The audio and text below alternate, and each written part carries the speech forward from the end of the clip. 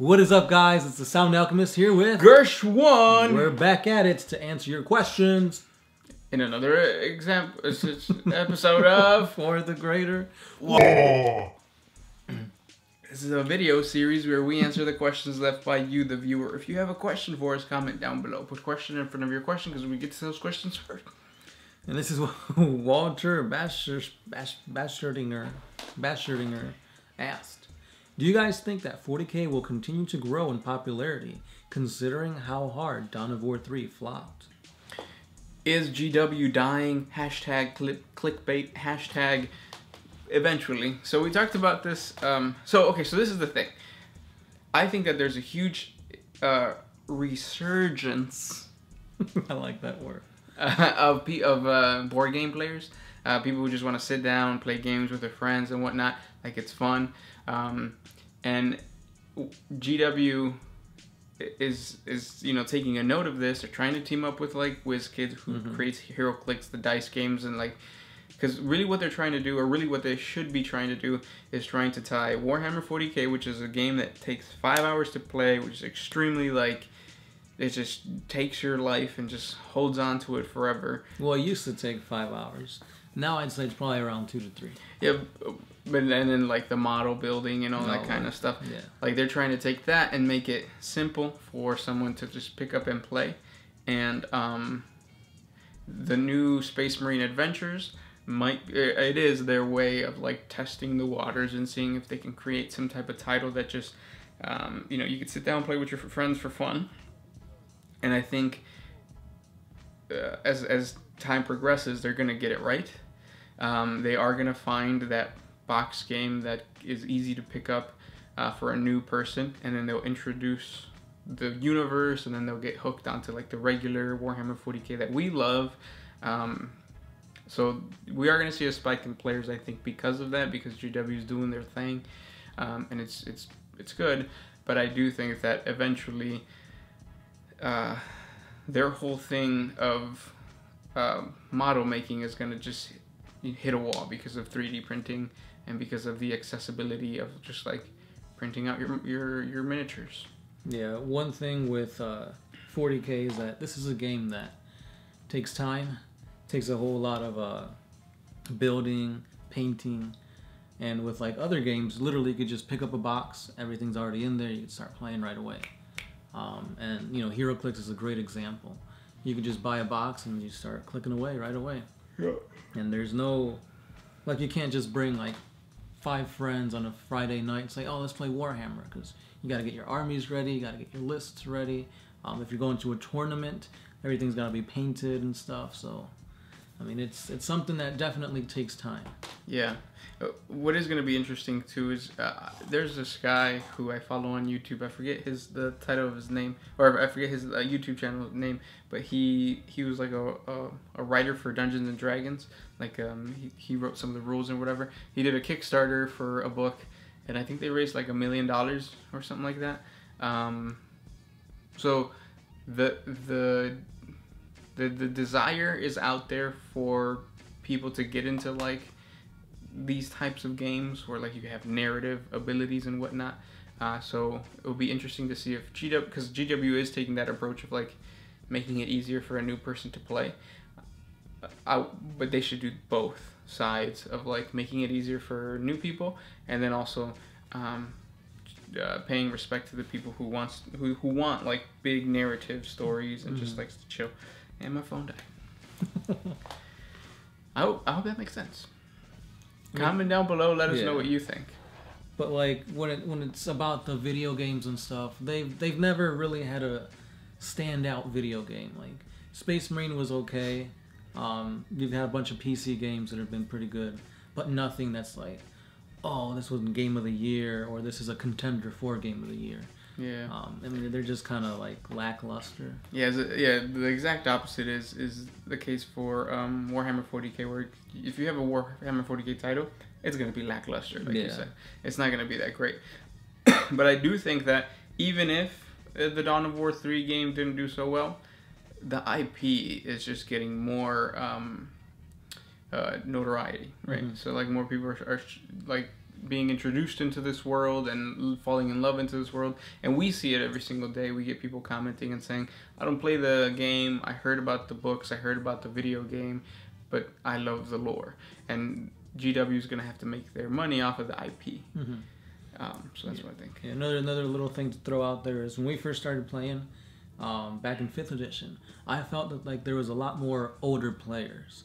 People that have been in there since like 2nd edition, 1st edition. And nowadays, I feel like I see a lot more kids being introduced to the game, playing the game and stuff like that. So at least people like our age too. Right, yeah. So it's not just like older people who've been in this for a while. There's like newer people getting into it.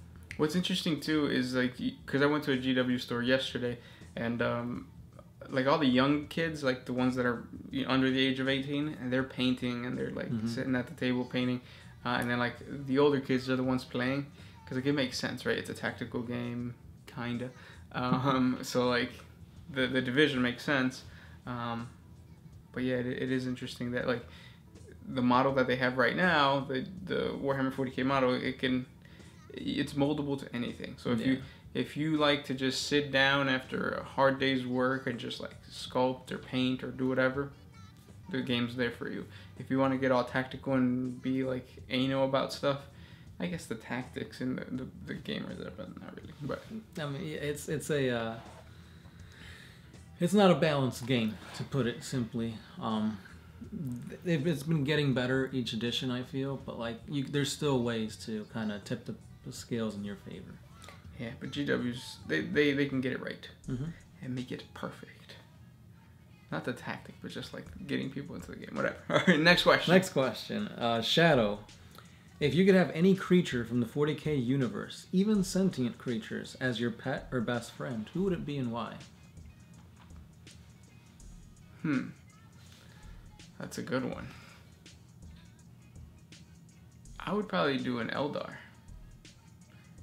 Because technically it's a creature. It's sentient. Yeah. Like my best friend Eldar over here. That's my best friend. That's my best friend. That's my best friend. You can have him like read people's minds and stuff. Yeah, that's really the only reason why I would want an Eldar, because of the psychic powers. I think I'd go with a Joe Caro weaponsmith, because they're like super smart. They're really good with technology and building things, and essentially he can give me like a Green Lantern ring. Yeah, that's actually a really good idea. And he could like ride on my back. Probably not, because I feel like they'd be really heavy. Orangutans are really ugly too. Imagine waking up and seeing an orangutan in the room. I'd get used to it over time. I wouldn't. I've seen what is that? Rise of the Planet of the Apes. He was cool. Like he was likable. Still scary. He was like the level-headed guy in the group. So you're gonna teach your Jakaro weaponsmith sign language? Next question. This one's by Cool Eye Ryzen, or Cool as Ron. What did the Emperor do to try to stop Lorgar from spreading the Lectitio Divinatus? Well, he did a lot. He basically told him, hey, you better stop this or else. And then he didn't. He didn't listen? No, and then he sent basically the Ultramarines to go to his favorite planet and burn down his favorite city. I believe it was called Monarchia? Sounds about right, yeah. Yeah. So yeah, he got, not only did he get towed, but he basically lost his favorite place. Yeah. And basically this was like him being humiliated. Because he did this basically in front of his whole Primarchs. Yeah. So everybody knew, he used him as an example, we'll put it that way. So yeah, he got towed. Next question. This one is by King Kano Plays. If you were Gork and Mork, who would be Gork and who would be Mork? I would be Gork, he would be Mork. Are you brutally cunning? No, I'm cuddling Bruno. No. Bruno Mars? I'm Bruno Mars! Treasure! That is what... That song is kind of old. Well, I wasn't going to say the latest one, because it's all about... Cardi B? Cardi B. Next question. Alright, so this one's by Michael Howell. Now, this is a question we get asked pretty often, but we'll do it again. No, we're not gay. Moving on. I'm just kidding. That is a question we get asked pretty often. So it's established that if someone strikes down Lucius the Eternal in combat, they will become him. But what would happen if he was killed unknowingly For example, if he was caught in crossfire, orbital bombardment, or if somebody actually accidentally drops a piano on him. They'll find out. They'll be like, hey, somebody killed, or Lucius, whatever, is dead. And then he'll be like, well, how'd he die? He got shot in that one spot. Wait, I shot. Maybe I'm the one who killed him. And then he turns into... But then there'll be another guardsman saying, no, I was in that same fight. I must have killed him. Then he turns into him. So you have two. Now you're fucked. Yeah, twice.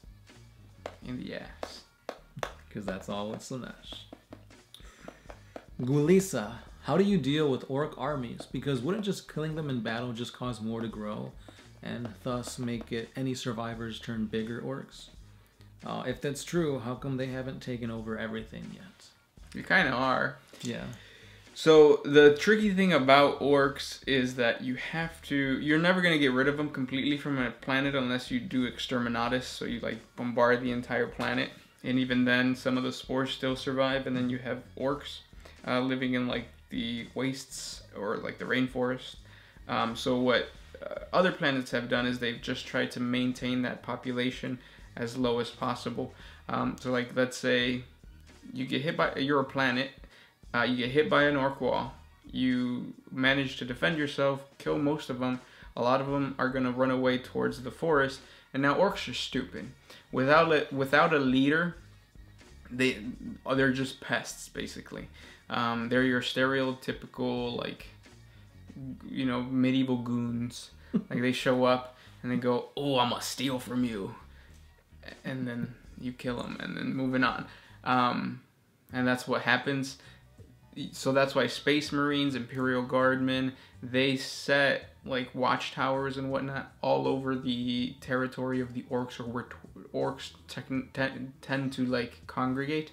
And they pick off like leaders and stuff like that. Because if you kill the leader, then the wall dissipates.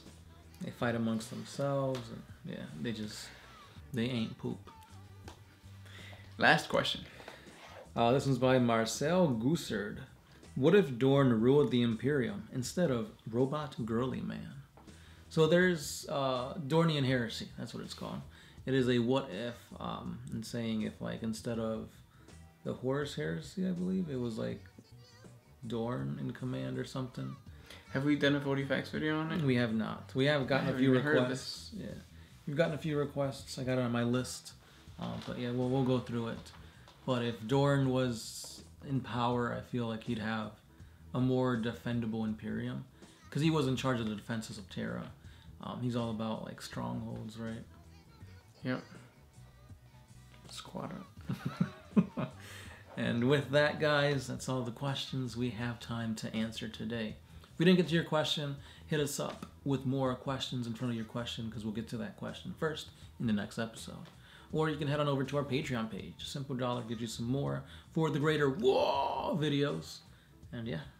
This was Gershwan. Sound Alchemist, and we're out.